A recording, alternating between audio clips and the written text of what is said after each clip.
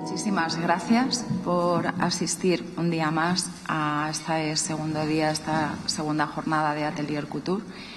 Bueno, como todos sabéis en el programa, hoy abrimos el día con un coloquio. Yo he querido decir coloquio porque para mí no es una mesa redonda, sino que es un coloquio donde está abierto a que también cada uno de vosotros, cuando hagamos las exposiciones, podáis intervenir, preguntar lo que queráis. Sí, por favor. Y la primera fila está vacía, podéis acercaros, que no pasa nada. Que igual es muchísimo mejor, porque lo hacemos más familiar.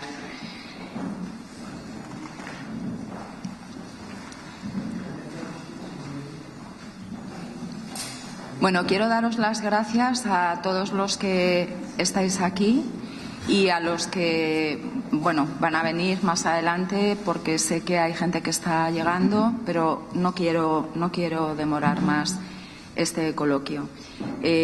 Bueno, vamos a hablar de la actualidad de los oficios artesanos en la costura. Y quiero presentaros, tengo a mi lado a una consultora internacional francesa, que es la señora Bérénice Charriol. Ella es consultora internacional y tiene un cliente, que es el señor Pierre Nogales, presidente de Amarin Couture. Ella contactó conmigo el pasado mes de mayo y bueno, me contactó para saber un poco qué estaba pasando en España con los oficios artesanos y con la costura, con los talleres. Y empezaron a suceder una serie de conversaciones entre nosotras, además de un feeling personal muy bonito. Y bueno, ella necesitaba hacer un estudio de mercado de lo que estaba pasando en España para poder trasladarle al señor Nogales. Y al mismo tiempo, en estas conversaciones, evidentemente, ella también me iba trasladando cosas que sucedían en Francia y las diferencias tan importantes que había en los talleres y en la costura entre España y Francia. Es un poquito lo que vamos a poner hoy en valor, ¿verdad?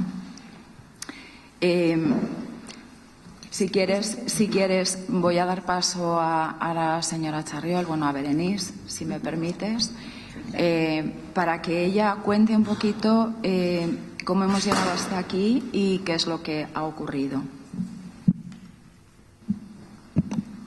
Hola, muy buenos días. Muchas gracias por haber venido. Entiendo que es una temática que os concierne a todos. Yo aquí he venido solamente para presentarle al señor Nogales, que por razones de salud lamentablemente no ha podido asistir presencialmente hoy. Y lo lamenta mucho porque tenía unas ganas de venir a España bastante fuerte. Bueno, lo vamos a posponer, lo haremos en otro momento, quizás en marzo, quizás antes. Buscaremos otra fecha para este encuentro con España. El señor Nogales me pidió, yo trabajo para una consultoría y para un grupo francés, y él tenía ganas de saber exactamente cuál era la situación de los ateliers en España, cómo funcionaba el sector, cuáles eran un poco los desafíos a los cuales se enfrentaban el oficio y los oficios en general en España. Voy a hacer un breve resumen de quién es el señor Nogales para que entendáis. Como esto no es mi costumbre, me voy a ayudar con unas notas que he escogido porque creo que va a ser mejor para todos. Entonces, curioso por naturaleza, el señor Nogales nunca dejó de aprender, de especializarse y de construir su reputación a través de la experiencia, respondiendo siempre con brío a todos los desafíos técnicos que le plantearon una veintena de maisons de grande couture con los cuales ha trabajado en sus últimos 35 años. A lo largo de todos estos años, el señor Nogales ha logrado construir un grupo, que ahora es un grupo fuerte, independiente, Actualmente son 6 talleres de sastrería independientes súper especializados, cada uno con su especialidad, y con profesionales de alta calidad, todos teniendo un know-how muy valorado por estas grandes casas de alta costura francesa. Él es muy conocedor de los laberintos creativos de estas casas y ha formado sus equipos a ser muy proactivos y a esforzarse para cumplir siempre los plazos de producción que ya sabéis son cada día más cortos. Entonces trabajan siempre contrarreloj para poder cumplir con las expectativas. Él trabaja principalmente con pequeñas series que requieren pues muchísimo trabajo manual, muchísima técnica, pero insiste mucho cuando uno habla con él en la versatilidad de todo el equipo, que cada persona que emplea tiene que saber dominar con la misma destreza pues la aguja, las escuadras, las tijeras, la máquina de coser y tener una visión global de la prenda, del objetivo a lograr. Él es un gran defensor del prêt-à-couture, que es un poco un camino intermedio entre el prêt-à-porter de lujo y la alta costura. Y es muy consciente que la alta costura es obsoleta ahora en términos de actividad comercial. Por eso defiende también mucho el prêt-à-couture. Sin embargo, él sabe que sus clientes pues siempre le exigen más savoir-faire para recrear colecciones cada día más innovadoras en términos de materiales, en términos de diseño y de producción. En definitiva, son productos de alto valor añadido que deben elaborarse en un tiempo récord. Y eso muy pocos talleres actualmente están en capacidad de poder cumplir con esta meta. El ADN de los ateliers Pierre Nogales es escuchar a sus clientes, ser fuerza de proposición, con sólidos conocimientos en sastrería, en flux, cuero, double faz, punto, encaje, cashmere, multimateriales y complementos. ¿Por qué quería venir a España? Él es español de nacimiento y sus antepasados son españoles y él sabe perfectamente la riqueza de los oficios que hay en España. Hablamos de tejedores, de bordadoras, de maestros de plisados. Él quiere lograr un encuentro personal con este tejido para poder intentar transmitir la memoria de sus ateliers y ver en qué manera podrían enlazar y trazar puentes entre Francia y España. Entonces creo que es un buen propósito. Creo que los dos micrófonos se escuchan, ¿verdad? No, ¿sí? Creo que se escucha, sí. ¿Verdad? Perfecto. Me gustaría, si me lo permites, Berenice, me gustaría que explicases. Esta mañana hemos recibido ¿Un mensaje? Un mensaje del señor Nogales que me gustaría que Berenice transmitiese. Sí. A primerísima hora de la mañana Berenice se ha puesto en contacto conmigo para explicar y bueno, yo le he dicho, es muy sencillo, lo puedes contar, no pasa nada, y a partir de ahí lo que vamos a dar es pinceladas para que cada uno entienda con quién trabaja el señor Nogales, sin más. ¿Vale? Sí, les ateliers Pierre Nogales trabajan desde hace 30 años con las mejores y grandes casas de alta costura de París. Actualmente él colabora con la Top 3 de París, pero por razones de confidencialidad no podemos nombrar absolutamente a nadie ni dar ejemplos de ningún tipo. Entenderéis que son temas muy sensibles y que teniendo estas grandes casas, además sus propios talleres, bueno, pues tienen esto muy atado y y no podemos saltarlo.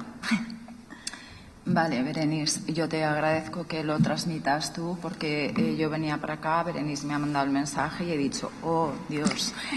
Pero bueno, no pasa nada porque ya como bien comenta Berenice, hablamos de las top parisinas y bueno, creo que en la mente de todos están las marcas top de alta costura en París. También me gustaría, Berenice, que explicases por qué estás aquí.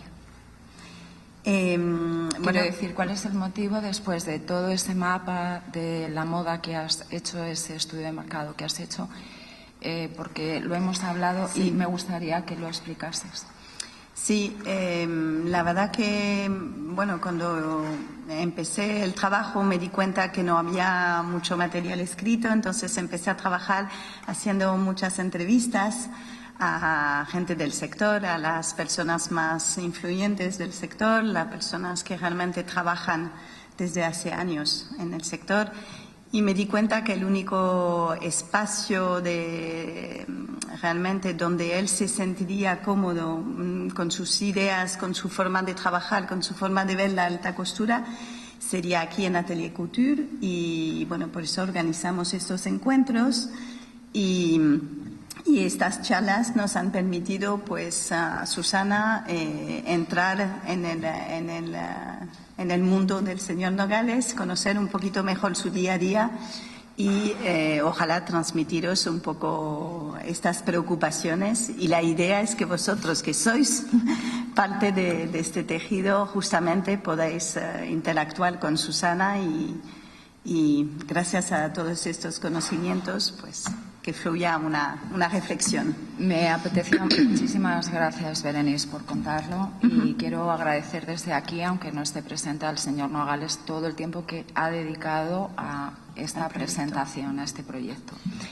Me parecía importante que lo explicase, Berenice, porque ella se ha reunido con todos los actores del sector de la moda en España y al único que ha accedido a dar información es a Atelier Couture, con lo cual para nosotros es un honor y yo estoy agradecidísima. He hecho un resumen porque quiero contar que tuvimos la semana pasada, el día 2 de octubre, cuando nos contó que no podía moverse por un problema de salud. Propuso él o propuso Berenice o propusimos entre todos hacer una videoconferencia, una videollamada donde nos pusiésemos cara y ojos, que es importante muchas veces, ¿no? La mayoría. Y también que, a mí me explicase un poco también qué es lo que a él le movía a todo esto y hiciésemos entre todos una reflexión de lo que está pasando con la costura y con los oficios. Fue encantador, fue súper generoso, estuvimos casi 2 horas. Tengo que decir que estuvimos casi 2 horas y él acababa de terminar estaba en plena fase porque se acababan de presentar las colecciones en París. Estaba a tope de trabajo, estaba con las colecciones a tope y sacó tiempo para dedicarnos 2 horas, porque yo voy a transmitir todo lo que él nos contó. Puedo decir que en esta videollamada que hicimos a 3, no a 4, aunque hubo una persona que luego no pudo estar, él se prestó absolutamente a todo. No puso ningún tabú a nada excepto lo que nos ha ocurrido esta mañana y yo voy a transmitir absolutamente todo. El señor Nogales, como bien ha dicho Berenice, es profesional del sector de la costura desde 1982. Cuenta con 6 talleres independientes de costura en diferentes zonas de Francia, no en París. Tiene una interesantísima trayectoria profesional. Ojalá pueda venir en marzo porque creo que es muy rico escucharle. Y tiene una visión del sector muy interesante.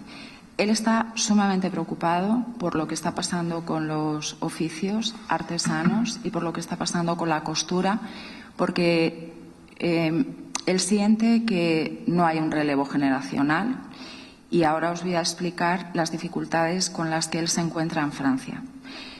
Bueno, trabaja con varias firmas de alta costura en París. Un 40% de su producción es para una de las top 3 de Francia.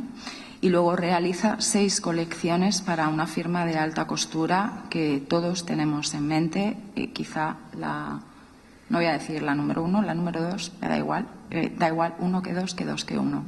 Las firmas realmente de alta costura que todos tenemos en mente. Nos comentaba en esta videoconferencia que hicimos, en esta videollamada, que en Francia el 95, incluso el 98% de toda esta producción ni siquiera se vende en Francia, sino que se vende en diferentes mercados del mundo. Se vende en Asia, en mercados árabes y Rusia. En Francia se queda muy poquito. Bueno, él está preocupadísimo, como os he dicho. Hay una cosa que me gustó muchísimo y que creo que en España haría mucha falta, ¿no? Y él contaba que en sus talleres no solamente trabaja con sus profesionales, sino que además, durante larguísimos periodos de tiempo, él forma alumnos de entre 10 y 12 escuelas francesas, incorporando a sus alumnos, a los que también emplea posteriormente después de haberles tutorizado, haberles enseñado la profesión. Con lo cual, él está permanentemente, a través de sus talleres, sembrando para recoger, que es algo súper interesante. Nos transmitía lo difícil. Bueno, yo he entrecomillado cosas que me llegaron al alma, porque puedo decir que de 3 folios que tengo aquí, yo realmente después de la videollamada tenía como 12 folios escritos por las 2 caras y tuve que hacer un resumen para poderlo transmitir. Nos decía que en Francia, y yo creo que es en general, es muy difícil encontrar personas que dominen la matriz de la costura. Explicaba que este es el don para dominar el conocimiento sutil de repetir hasta 800 o 1000 veces el mismo gesto. Decía que es un dominio tridimensional y lo definió como inteligencia artesanal, manual y visual, es decir, un 360. No es solamente la muñeca, no es solamente los dedos, no es solamente la mano, es cómo está ese concepto integrado internamente en la costurera, en la bordadora, en la persona. Decía que el problema que tienen los talleres independientes de costura es que prácticamente independientes ya no quedan, porque los grandes grupos están absorbiendo todos los talleres. Los grandes grupos, hablo, franceses, que todos también conocemos, y a la vez absorben toda la producción. Para sobrevivir, estos talleres independientes, nos decía que tienen que ser infinitamente más imaginativos, creativos, que tienen una mayor exigencia por parte de las marcas de alta costura y que tienen que hacer propuestas súper fuertes y súper exclusivas y exhaustivas. Por eso él ponía tanto en valor esta parte de inteligencia artesanal, manual y visual, este matriz de la costura, ¿verdad? Sí, el foco en la persona. El foco en la persona, efectivamente. Él decía, por mi taller pasan de estas 10 o 12 escuelas, alumnos que yo traigo, que pasan periodos muy largos de formación, me quedo con muy pocos, porque esto está en el ADN de la persona. Yo puedo enseñar mucho, pero luego la persona tiene que tener este ADN. No me vale con qué cosa, ¿vale? Hay algo dentro que es esa magia que tiene esa persona y esa persona es la que se queda en mi taller.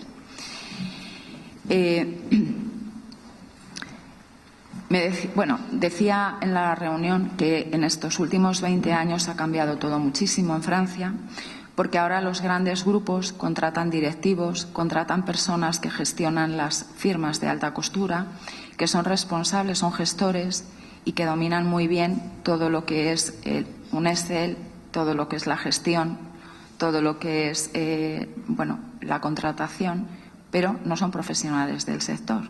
Entonces, para los talleres independientes es muy difícil trabajar con las firmas de alta costura porque los intermediarios ya no son los creativos, sino que son los gestores. Él decía que antes él trabajaba de una forma muchísimo más cómoda con las firmas de alta costura porque directamente trabajaba con los creativos y con los artesanos. Actualmente los talleres independientes para trabajar con las firmas francesas, y aquí sí voy a mencionar, podemos mencionar marcas perfectamente, Louis Vuitton, Chanel, Hermès, los grandes grupos Kering, absolutamente todos, tienen que certificarse. Les exigen las firmas de alta costura a los talleres independientes que estén certificados. Tienen que pasar auditorías para avalar las condiciones de los trabajadores de estos talleres. Y también los procesos de producción, es decir, no las materias primas, sino cómo están a nivel social y a nivel de producción. Esto conlleva a que estos talleres tienen que dedicar muchísimo tiempo, además de desarrollar todas las colecciones para las firmas de alta costura, tienen que dedicar muchísimo tiempo a estas auditorías, porque las auditorías, lógicamente, son muy agresivas, requieren mucha documentación, requieren mucha atención, cumplimentar muchísima documentación, y esto a ellos les resta tiempo, con lo cual todavía tienen muchas más dificultades por ser talleres independientes. Y cada grupo y marca tiene, que cada grupo y marca tiene su propia certificadora. Efectivamente. Entonces, se multiplican. Efectivamente, nos contaba que esto era tremendo, que entendía que había que hacerlo, pero que era tremendo porque a los talleres independientes les generaba muchísimas dificultades. Yo, claro, le pregunté, metí el dedo en la llaga, como no puede ser de otra manera, y pregunté algunas cosas que no puedo contar aquí, como cuánto pagan por cada certificación, por ejemplo, que creo que no lo debo decir, pero sí me decía que estas certificaciones no valen con que él, en este caso, él como presidente de un grupo de talleres tenga una certificación para todos, sino que tiene que certificar cada taller. Entonces, si él tiene 6 talleres, tiene que pasar una auditoría para cada taller y cada taller tiene que auditarse y pagar por cada taller, es decir, la cantidad que cuesta certificarse por 6. Entonces, claro, él decía, es que es súper difícil ser independiente en Francia hoy en día, porque son muchísimos los problemas con los que nos encontramos. Bueno, había otra cosa que yo hoy voy a hacer un poco de poli bueno y de poli malo, y me lo vais a permitir, porque aunque hoy es día de celebración de Atelier Couture y todos tenemos que estar muy felices y muy contentos, pero también hay algunas reflexiones que tenemos que hacer de lo que nos está ocurriendo en España. Él consideraba que la moda, como tal, es una economía de mercado fundamental para los países y genera puestos de trabajo. Esto es algo que nosotros llevamos defendiendo desde la primera edición. Preserva la cultura y los oficios, como llevamos defendiendo en Atelier Couture desde la primera edición. Y él nos contaba que aunque ese 98% de la producción de la costura o del prêt-à-porter de lujo y de la alta costura se vende fuera de Francia, pero decía que se generaba, gracias a estas firmas, a estas marcas que Francia posee, se genera un turismo de compra muy importante a través de estas marcas de primera línea de alta costura. Y esto, a su vez, lógicamente, conlleva un beneficio económico para el propio país, porque no es solamente que haya un turismo de compra, sino que ese turismo de compra se convierte en un turismo de que la gente se aloja, visita culturalmente la ciudad, restauración, todo lo que conlleva el turismo, que aunque la finalidad sea compras, luego conlleva muchas más cosas. Y al final todo esto hace marca país. En este caso, esto es algo que nosotros carecemos. Lo tenemos quizá con otras cosas, lo tenemos con el turismo, con las playas, con la costa, con las ciudades. Se está haciendo un trabajo muy importante desde las ciudades, pero no estamos haciendo marca país desde la moda. Esta marca nos falta, ¿no? Este Made in Spain nos falta. Voy a trasladar 2 reflexiones que me apunté aquí muy importantes. Y él decía, es fundamental la formación, la tutorización y el acompañamiento a las nuevas generaciones que cogen el relevo de la aguja, el relevo de la costura. Sin esta tutorización, esta formación y este acompañamiento, es imposible preservar los oficios.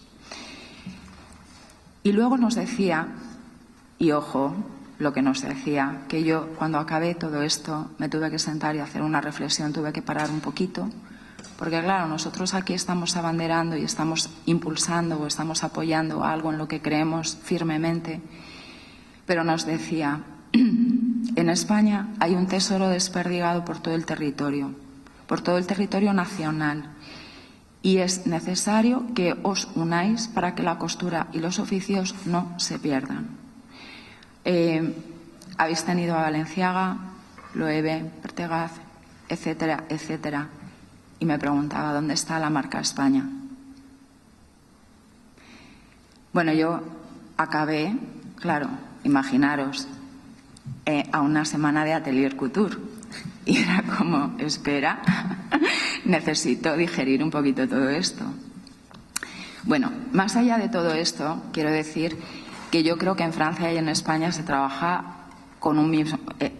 el propósito en la reunión era el mismo, recuperar estos oficios artesanos, y era el mismo propósito la costura y acompañar a las nuevas generaciones para que esto suceda, para que haya un relevo de aguja y un relevo de la costura.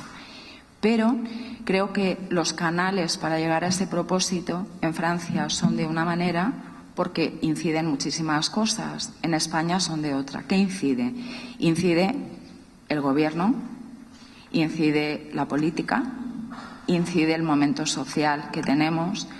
Él decía, yo, por ejemplo, trabajo para firmas de alta costura que están en París y trabajo desde diferentes puntos de Francia, pero tengo puesto el foco en París. A mí no me preocupa que París sea la cuna de la moda. Es que todas estas reflexiones a mí me llegaban al alma, porque era como, ¿qué nos está pasando en España? ¿Vale? Creo que hay una reflexión ahí, política, social, incluso económica, autonómica, que nos tenemos que hacer mirar. ¿Qué nos pasa en España? No, yo no lo entiendo. Claro, él no entendía, o sea, él entiende, evidentemente entendía todo, porque, claro, esta conversación de 2 horas, él contaba, yo contaba, había, lógicamente, una comunicación bidireccional y claro, yo le decía, claro, es que la situación que tenéis vosotros como talleres independientes en Francia, vosotros trabajáis para la moda en París. En España no se trabaja para la moda en un lugar. Cada uno trabaja aleatoriamente para lo que le viene bien. Y entonces no hay unión. Y como no hay unión, pues creo que tenemos mucho trabajo por hacer.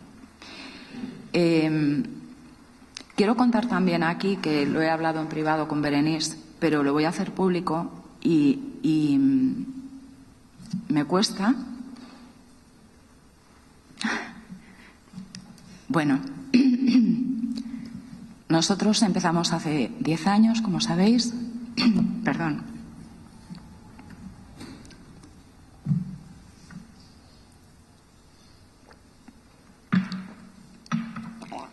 Ay, perdón.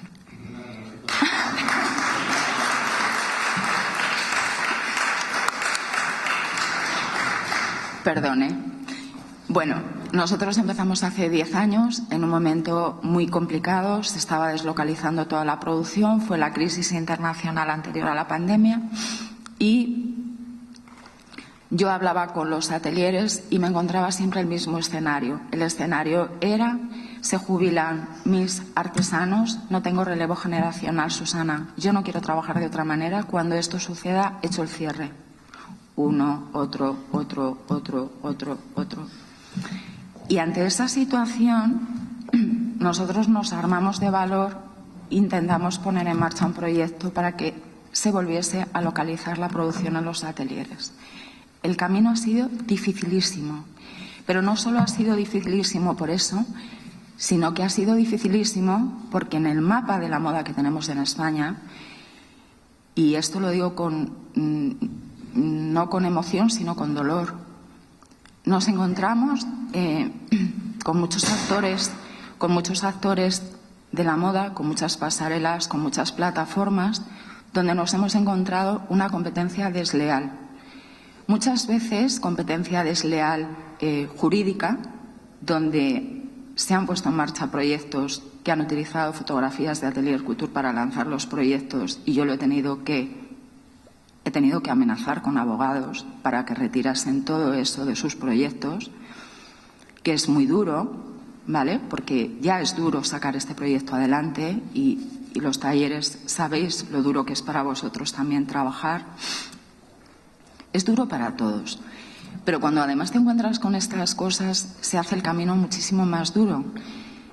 Pero no solamente esto, también nos hemos encontrado hace muy poquito tiempo, puedo decir, y lo hemos hablado Berenice y yo en privado, con grandes asociaciones de moda que hace muy poco tiempo han utilizado nuestro storytelling que llevamos utilizando durante 10 años.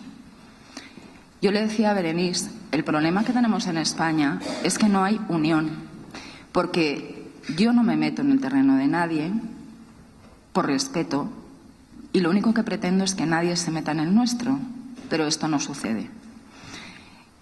Me parece que hay un mapa de la moda muy interesante que puede convivir el prêt-à-porter, puede convivir la costura, puede convivir el fast fashion y puede convivir pues las pasarelas, plataformas, ferias que proyectan internacionalmente. ¿Por qué no?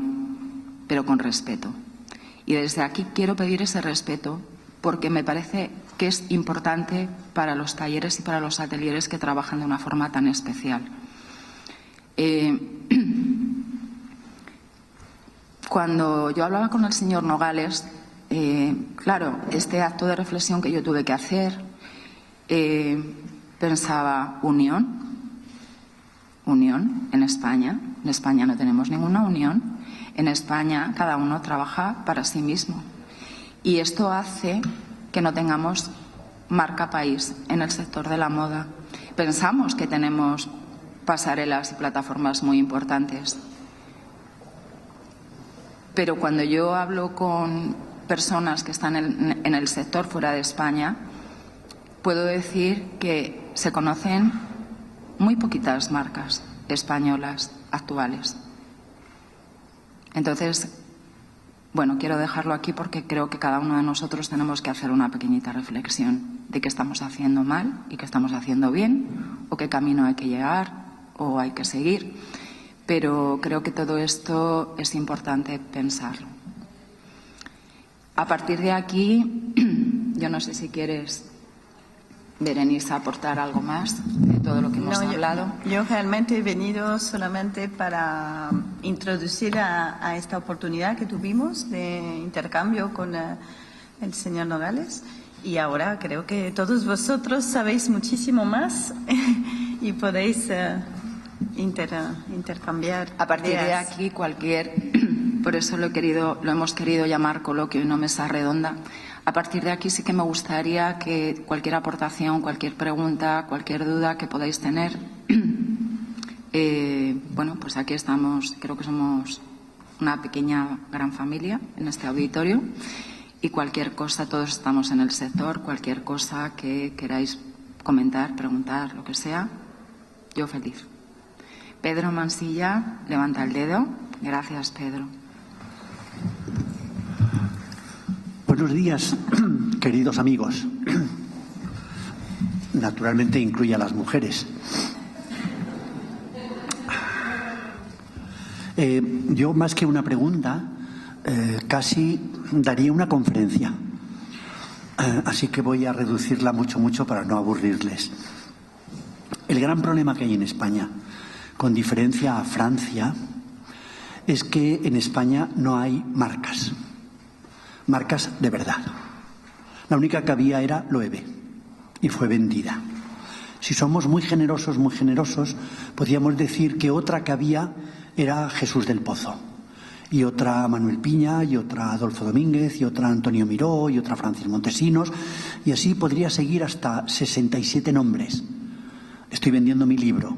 Hace mucho tiempo escribí un libro que se llama Los nombres esenciales de la moda española, y hay 67 allí en ese libro. De esos, en activo deben de quedar 10. Todos los demás han desaparecido, se han casado o han puesto una farmacia.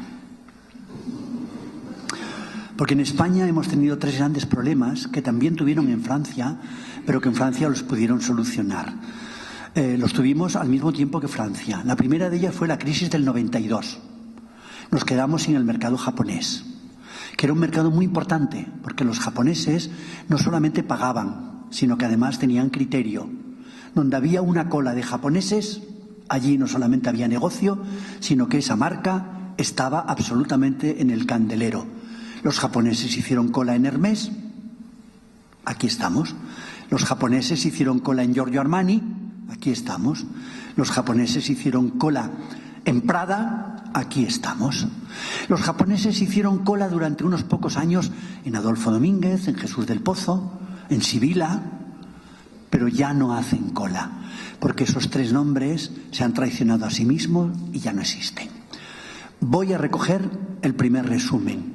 La gran diferencia entre Francia y España es que Francia tiene marcas de moda, aproximadamente unas 100, que solo cada una de ellas debe de facturar aproximadamente entre 100 millones de euros y 1.000 millones de euros por temporada. En España no hay nada ni de lejos que se acerque a eso, con todos los respetos a quien podría intentarlo, que es Loewe, que ya no es español, y que es Pedro del Hierro, que es español, pero que está en otra cosa, a pesar de que el homenaje, la exposición y la publicidad intente decirnos que están haciendo lo mismo que hacían. Ya no, pero porque cuando hablas con su CEO, él te dice es que el negocio de la moda ya es otra cosa. El segundo de los momentos culminantes para que esto se fuese a hacer puñetas, tanto en Francia como en España, fue la crisis de Lehman Brothers, la crisis de septiembre del 2008. En 2008, el hundimiento de un banco muy prestigioso hizo que todo el mundo, como si fuesen fichas de dominó, quebrase. En España quebró la manera de vivir de la clase media, que es la que compra el Vogue, pasa las hojas, ve un bolso, un perfume y un vestido, mira en el bolso y se va a comprarlo. Como mucho, los españoles siguen comprando el Vogue, pero ya no hacen nada más que verlo. No pueden hacer lo siguiente. En Francia sí, porque tienen marcas. En España no tenemos marcas. Y finalmente está la crisis del 19, la del COVID, que ya terminó de matarnos. En Francia tienen marcas, en España no tienen marcas. ¿Cuál es el problema de toda esta disquisición que les estoy diciendo? Que la gente cree que una vez que ha quebrado el prêt-à-porter, es decir, que ha quebrado la pasión por la moda, que fue como consecuencia de la crisis de Lehman Brothers, dejamos de tener 1.000 euros para subir la calle Ortega Gasset a tener solo 10, con lo cual da para café con leche, no para entrar en ninguna tienda. Replegamos nuestro consumo y desde entonces, como todo el mundo, en vez de gastarnos 1.000 euros en un vestido, nos lo gastamos en un bolso o nos lo gastamos en un zapato. Por eso, precisamente, las grandes revistas de moda, incluidas las más importantes, el Vogue americano, casi no tienen páginas de publicidad de moda. Tienen páginas de publicidad de cosmética, de belleza, de ropa interior, de bolsos y de zapatos. Vogue América. O sea que imagínense ustedes las revistas españolas. Cuando en muchos foros como este escucho que la solución de la moda española es la costura, es la artesanía, me pongo a llorar. ¿Por qué? Porque la artesanía, si no está colgada de una marca, no se vende.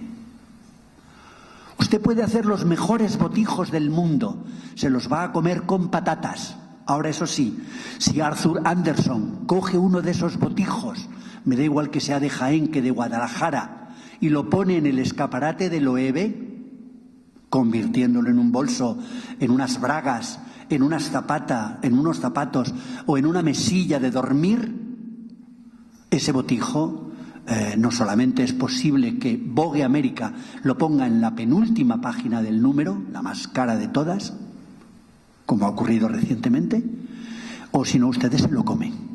Entonces, cuando oigo a la gente, nuestra solución es volver a la artesanía, siempre digo, eso está muy bien, muy bien, muy bien, muy bien, Pero si a la artesanía quien vuelve no es un artesano, sino una marca que tiene 300 tiendas en todo el mundo, en las mejores calles de todo el mundo, en los mejores escaparates de las mejores calles de todo el mundo, la artesanía no se vende. ¿Por qué? Porque no hay nadie dispuesto a pagar lo que vale, porque vale mucho. Entonces este país, cuando tiene que ir a tomar café, a firmar un contrato, a trabajar incluso de ejecutivo, tiene una sustitución universal en la que sí que es verdad que somos buenísimos. De hecho, yo cada vez me sorprendo más de que Zara sea un invento español. Zara tenía que ser un invento francés. Zara tenía que ser un invento italiano, porque ellos son los que llevaban 30 años buscando eso. Y resulta que se le ocurre a un tío de Galicia y a un catedrático de estructura económica de Galicia también. Eso es un milagro. Y esa es la moda España. Y los franceses nos odian por muchos motivos. Muchos tienen razón, obviamente, para odiarnos, pero muchos de ellos son injustos. Y si Zara fuese belga, chino, indonés o de Sudáfrica, en Francia se habrían enterado de que existe Zara. Pero como Zara es español, ningún francés le concederá ni esto a Zara. ¿Qué ocurre con Zara? Que puso contra las cuerdas a todo el prêt-à-porter internacional italiano, a una gran parte del prêt-à-porter internacional francés y a todo el prêt-à-porter español. Desde que existe Zara, el 90% del mercado de consumo de moda en España es Zara. Solo nos queda un 10% para una cosa que antes ocupaba casi el 50%. Y entonces las condiciones de ese 10% cada vez son más angustiosas. Cada vez hay menos posibilidad de sobrevivir. Y la única que hay, que es muy pequeña, muy pequeña, muy pequeña, es efectivamente volviendo a la artesanía, volviendo a lo bien hecho, volviendo a la costura, volviendo directamente a lo que vosotros representáis. Es que esta es la única solución que queda. Lo que ocurre es que esta solución requiere aproximadamente 25 años más de seguir echando carbón a la hoguera. Hay que seguir 25 años más haciendo lo que estáis haciendo para que empiecen a aparecer los resultados. Y vamos a seguir. Durante mucho tiempo, cuando iba con Enrique Loewe a dar conferencias por toda España, había un momento en el que, casi a punto de saltárseme las lágrimas, yo decía: me parece muy bien que ahora haya una euforia de escuelas de moda y que haya una euforia de máster de moda. O sea, ahora mismo hay matriculados aproximadamente más de 1.500 personas que son abogadas o economistas que están pagando entre 30 y 60.000 euros por un máster, especialmente de 3 grandes nombres españoles.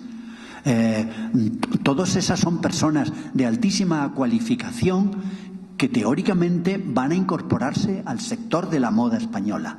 Bien, pues yo en esos ciclos decía, es una pena que hagamos tanto máster de moda. El único máster de moda en el que creo en este país es un máster de moda que hiciese cada año 30 Enriques Loewe.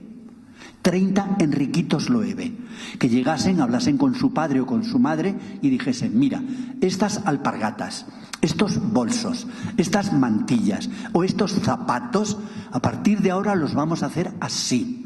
Y claro, trabajar como la saga de la que estamos hablando durante 160 años seguidos, porque si no hubiesen estado trabajando 160 años seguidos, seguramente Louis Vuitton, Moët Hennessy no habría puesto el dinero encima de la mesa para decir: Loewe, lo quiero, es mío. Con lo cual, mi única lectura posible es esta pequeña reflexión.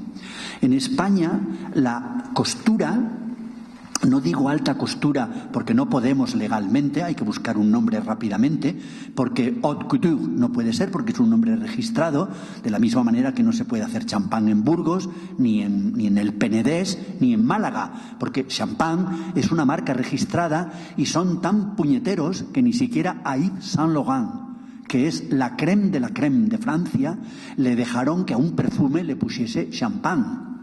El perfume imita el tapón, el alambre, el terminal de la botella, y creo que ahora se llama París, porque ni a Yves Saint Laurent le permitieron que hubiese un perfume que se llamase champán. Y eso que fijaros si no era valor añadido a la France y a su grandeur. No, no se puede usar. Entonces nos pasa con la alta costura lo mismo. O sea, necesitamos una palabra. Yo, haciendo la guía de la moda española por encargo del Ministerio de Industria, propuse altísima costura. Cuando alguien me decía, no, yo soy de Málaga, de un pueblecito de Málaga, hago alta costura. Yo le decía, no, usted no puede hacer alta costura. ¿Cómo que no? Pero si es altísima. Digo, pues nada, pues póngale altísima costura. Usted no puede decir alta costura. Bien, hagamos altísima costura, que es uno de los mensajes que nos queda del discurso de Pierre Nogales. Nosotros, Pedro, si me permites, nosotros, por ejemplo, como no podemos utilizar el término alta costura, ya llevamos años utilizando costura de excelencia, que al final para nosotros es la costura muy bien hecha, ¿vale? Nos parece que es un término que coge valor por sí mismo y se entiende perfectamente. Yo, si me perdonas, voy a hacer un inciso a todo lo que has comentado. Claro. Que gracias, porque me parece... Oye, aquí por ti, no al revés. Me parece tener aquí, es como un libro abierto. Escuchar a Pedro, nosotros nos conocemos hace 30 años y cada vez que hablamos yo aprendo de él, porque es un libro abierto.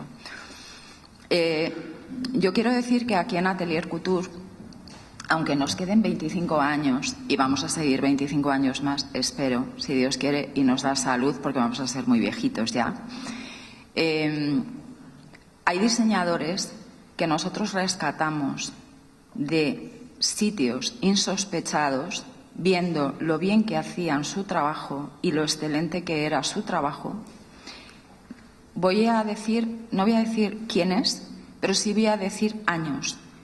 Estoy hablando del año 2018, probablemente, ¿verdad, Isaac? O 2017. Diseñadoras que estaban en el garaje de su casa haciendo vestidos de novia, presentaron su colección en Atelier Couture y hoy visten a medida a mujeres en Dubái, en China y en diferentes países del mundo, México, mujeres que se desplazan a Madrid para hacerse vestidos de ceremonia y de novia en Madrid. Esto está ocurriendo con muchísimos diseñadores que han pasado por Atelier Couture. Ayer en la presentación dije que empezamos a pecho descubierto con 3 diseñadores aquí, con 4, porque se sumó al final uno más. Han pasado por aquí 120 diseñadores ya, más de 120. De estos 120 hay muchos que están recibiendo en sus atelieres mujeres de todas las partes del mundo para hacerse sus vestidos a medida. Y estamos hablando de vestidos que pueden costar 8.000, 10.000 euros, 7.000, 15.000. Entonces, gente que no da abasto, que está incorporando, que lo que le falta es ese relevo generacional, porque no pueden mantener lo que tienen, porque las personas que tienen se les van jubilando. Entonces, yo sí creo en los atelieres de costura. Yo sí creo que es una solución para España. ¿Que nos faltan 25 años? Por supuesto. Pero estamos llegando a muchos países, a muchas mujeres que tienen el poder adquisitivo para permitírselo. Porque yo creo que una cosa es Zara, que está en un polo y es perfecto, y otra cosa es un atelier.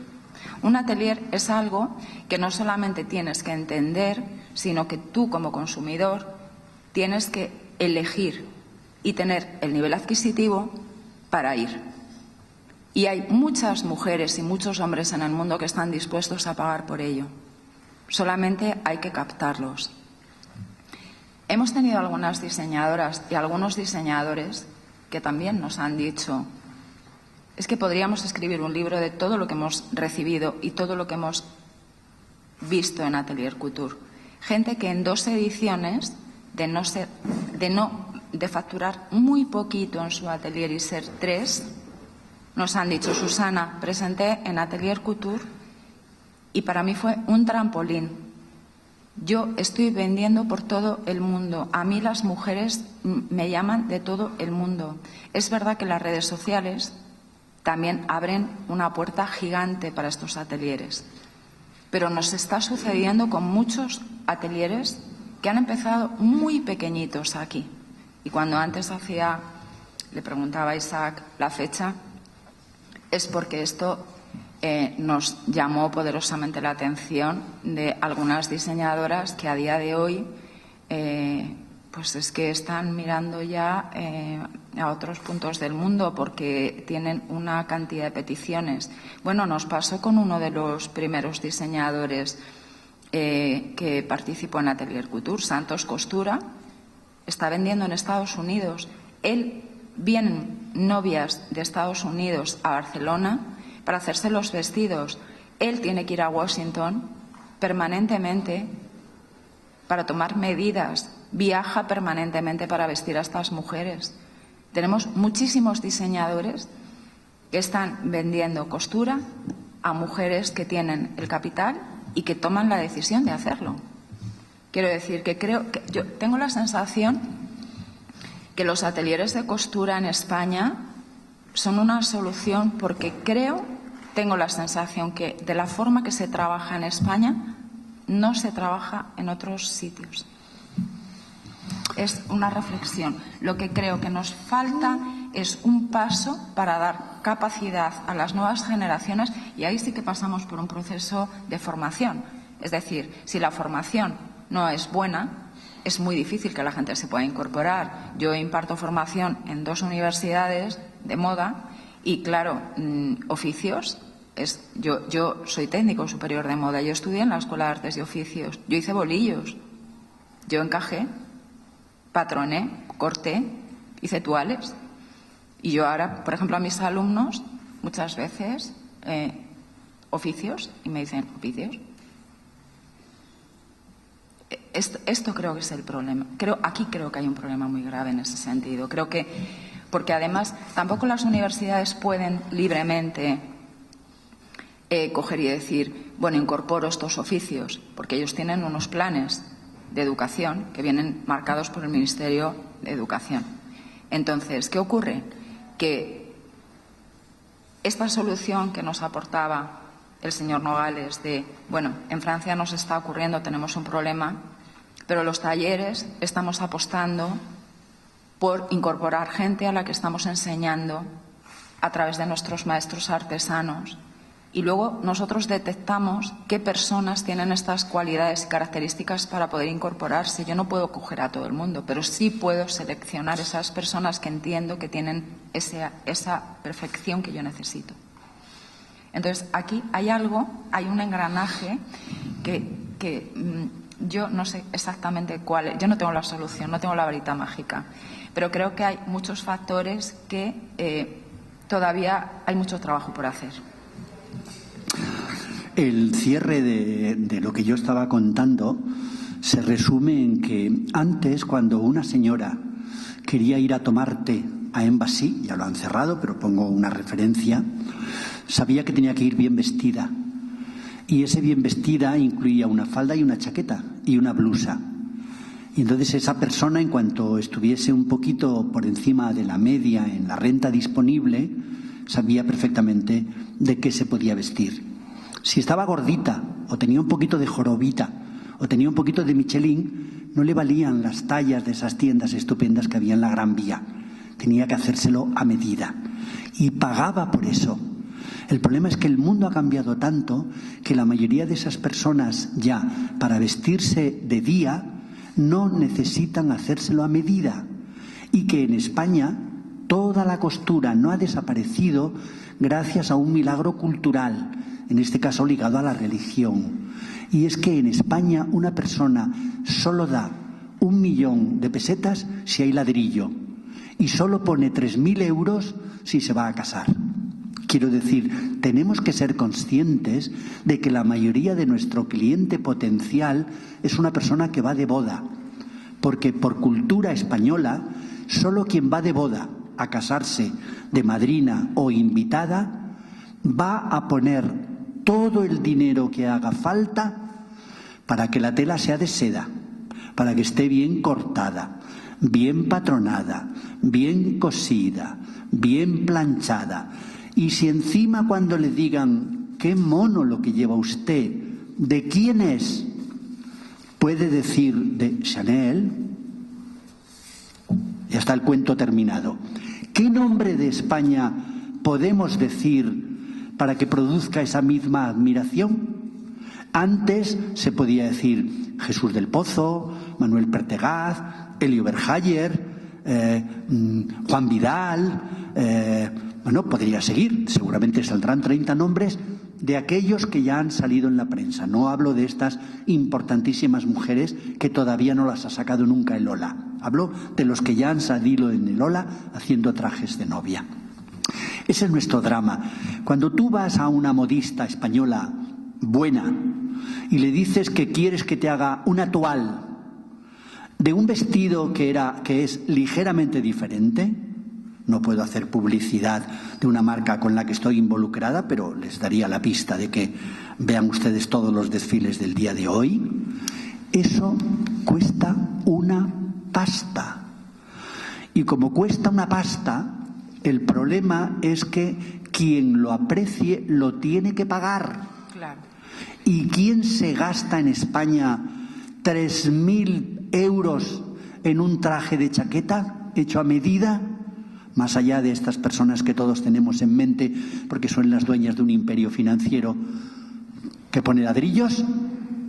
Bien, de un traje de chaqueta no, pero de un vestido de Pero novia. es que antes sí. Es que Claro. antes una señora iba y se compraba un tailleur de Yves Saint Laurent y valía, bueno, si era alta costura supongo que 12.000 euros, si era prêt-à-porter supongo que 3.500.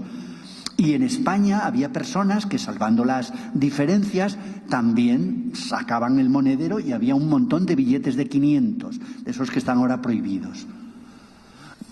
Todo ese mercado solo tenemos una oportunidad de ganarlo, que es creando marca. A diferencia de los franceses que tenían la marca y hicieron primero alta costura y luego prêt-à-porter y luego resucitaron la alta costura para vender perfumes, y si ustedes quieren seguimos la historia, en España tenemos que hacer lo mismo. Cada una de estas personas que aquí consigue salir del garaje para tener un acceso con portal noble en el barrio de Salamanca, probablemente su siguiente operación financiera es tener una sucursal, no sé en este momento si es Dubái o Miami, los sitios que nosotros necesitamos. Pero ojo, hay que tener muy claro de qué estamos enfermos para no equivocarnos tomando medicinas que no hacen nada más que paliar el dolor, pero que no curan la hemorragia. Bueno, yo muchísimas gracias, Pedro, por tu aportación. No te vayas, ya que ya acabamos, porque no nos podemos extender mucho más, porque tenemos que preparar ya para los desfiles. Bueno, yo ayer comentaba también que a lo largo de estos 10 años hemos visto pasar por aquí gente que ha empezado, gente joven que cada vez vamos incorporando más. Hay muchísima gente joven que cada vez tiene más inquietud por incorporarse a la costura y al sector, yo digo, a coger el relevo de la aguja.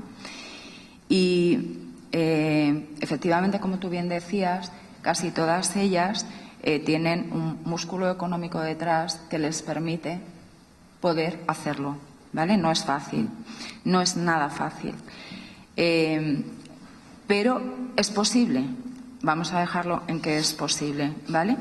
Efectivamente, en España, nosotros cuando empezamos con este proyecto, lo que vimos es que en España había una grieta que nadie se atrevía con ella, porque había una pasarela en Barcelona que internacionalizaba, que era el prêt-à-porter. Nosotros decimos no a muchísimas firmas de prêt-à-porter de novias que no producen en España.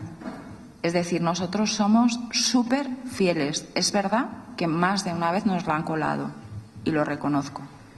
Pero en el momento en que lo detectamos, no vuelven, ¿vale?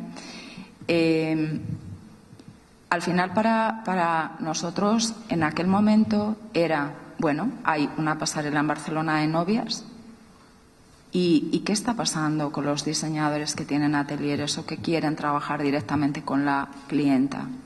estos señores no tenían representado en ningún sitio. Fueron ellos los que vinieron a buscarnos, porque había un proyecto en un cajón que estaba parado. Y estos diseñadores nos dijeron, Susana, sacarlo, porque no nos sentimos representados en ningún sitio. Nosotros no somos prêt-à-porter, nosotros somos costura.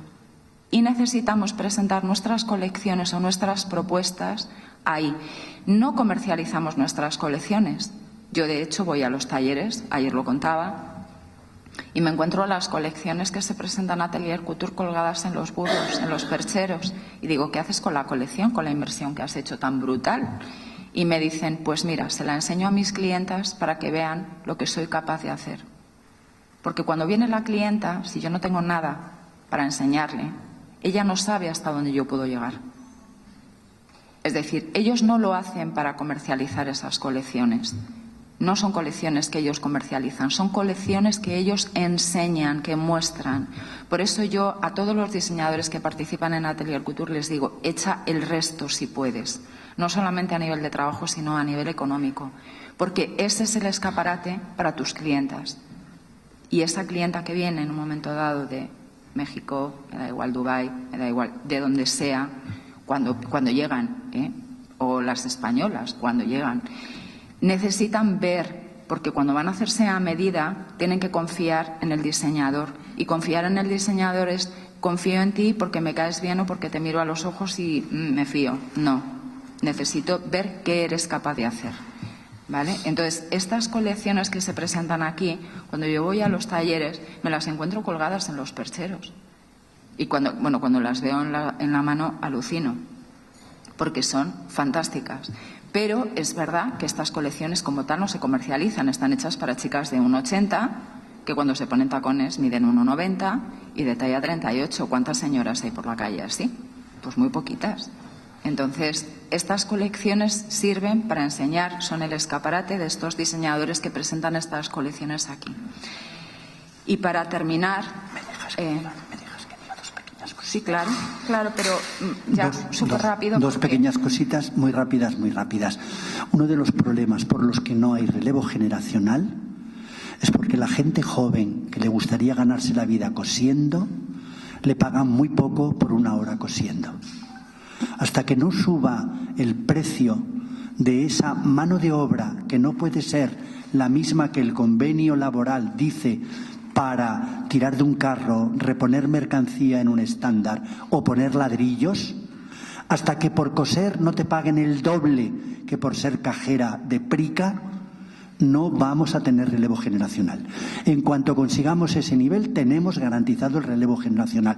Y añado, aunque pueda parecer racista lo que voy a decir, lo digo obviamente contra todo síntoma de racismo, pero puede parecer racista, tenemos una oportunidad que no podemos despreciar en la emigración hispanoamericana, porque comparten no solo nuestro idioma, sino el 90% de nuestra cultura.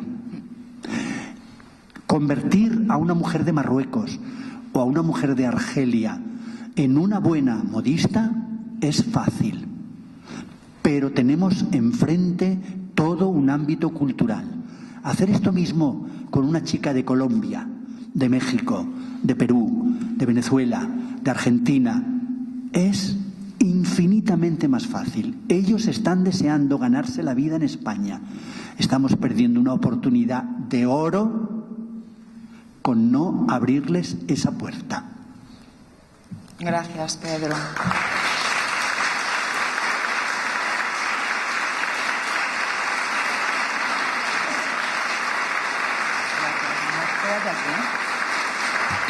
Perdonadme. Un pequeño... Bueno, vamos muy mal de tiempo. Yo quería acabar dejándoos un artículo que me pasó Berenice el otro día, que es delicioso y que quiero compartir con vosotros para que lo leáis cuando podáis. Pero Gemma Gómez me hacía así que por favor la dejásemos hacer una intervención breve, por favor. Pero, Bueno, yo quiero ser muy breve. Lo primero, me ha encantado la exposición, ¿no? Me encanta, yo viví en París 6 años y esa posibilidad creo que es brutal. Quiero resaltar el papel de Susana, aparte de buena amiga, la admiro mogollón y creo que es una de las personas clave en España, en la industria de la moda. Quiero hacer una reflexión, porque cuando decimos marca España, me gustaría saber lo que ha producido Zara en España para llamarla marca España. Creo que también es justo decir eso, ¿vale? Y luego, sobre todo, también me gustaría decir si realmente estamos siendo efectivos en la manera de ver esto. Si la clienta está en Dubái, ¿por qué estamos haciendo Atelier Couture en Madrid? Nos encanta reunirnos, nos encanta vernos, pues que igual tenemos que ir a Dubái. No, pero ellos, por ejemplo, cuando yo te digo un poco cómo funcionan o cómo me cuentan que funcionan, ¿vale? La clienta se pone en contacto con ellos tienen el taller en España y normalmente es una clienta que tiene un nivel adquisitivo alto. A veces ellas se desplazan a los atelieres en España y cuando no pueden, el diseñador se desplaza para tomar medidas, pero luego se hace en España. No se hace en Dubái, o no se hace en México, o no se hace en Washington, o no se hace en Chicago. Se hace en España. Lo que me refería es que quizás Atelier Couture, cuando hablamos de unión, ¿vale? Igual esa unión también viene por unirse todos los diseñadores que están aquí y acercarse un poquito más. Solo eso. Perfecto. Me parece genial. Gracias por la reflexión. ¿Me dejas que le conteste? Muy rápido, por favor. Voy a contestarte muy rápido. Yo creo que la competencia de Zara no es la costura.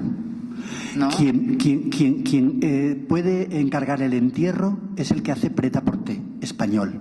Ese tiene los días contados. Claro. Pero justo quien hace costura es al único al que no debe de entender que Zara es su enemigo hasta que Zara haga novias. Perdón que termino. Si Zara hiciese novias, la pregunta sería más compleja. ¿Qué tipo de novia va a hacer?